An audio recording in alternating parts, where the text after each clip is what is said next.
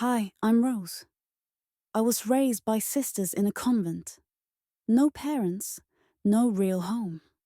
There were 25 of us homeless girls, including me. Since childhood, I stood out. Not just for my studies, but for my looks too. I had brown eyes, long wavy hair, and a natural gift for the piano. The sisters loved me and always encouraged my education. With their support, I grew into an educated, graceful young woman.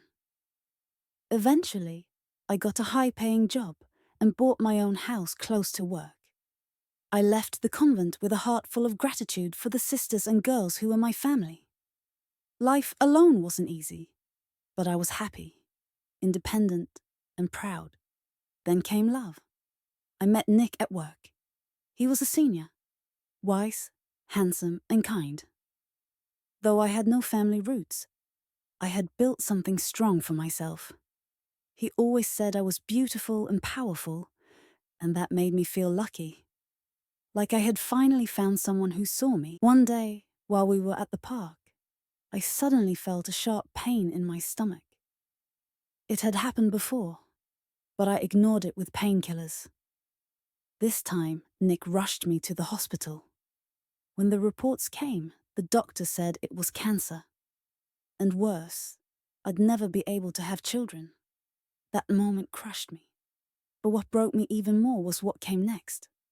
While I was still in the hospital, Nick came to me and said, "Rose, my darling, I can't do this anymore. I can't watch you suffer. Let's break up." He kissed my forehead and walked out.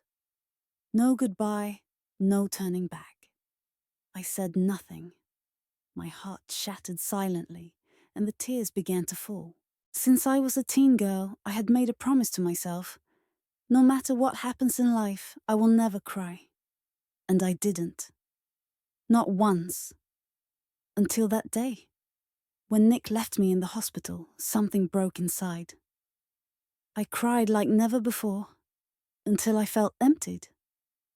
Then I wiped my tears and whispered to myself, "No, I won't cry again, no matter what." When the doctor came in, I asked, "Doctor, I want to go home.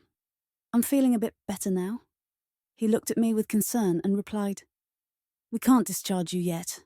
You need rest and further treatment." But I insisted, and after some hesitation, they let me go. Back home, I sent my resignation letter. Given my condition, it was accepted without issue. As I rested in my little home, one truth echoed in my mind. The doctors said I had only a few months left to live. A few days later, I remembered a place I had read about in an article long ago. A quiet forest where meditators lived.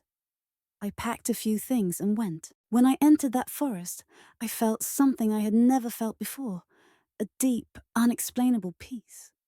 I found a quiet spot, and there I stayed. For 3 months. No phones, no treatments, no pain. Just nature, silence, and me. I meditated, breathed, listened to the wind, and felt every heartbeat. I didn't feel like a patient. I didn't feel broken. I felt whole. 3 months later, I returned home and went to the hospital for a checkup.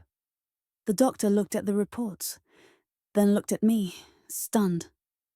"This is unbelievable," he said. "There are no cancer cells in your body anymore. You're completely healthy." He asked, "How did this happen?" I replied calmly, "I don't know, doctor. I wasn't here. I was in a forest, meditating. I was with nature. I wasn't fighting anything. I was at peace. I think my calm mind healed me. Maybe I connected with the purest energy in the universe, and it healed me from the inside out."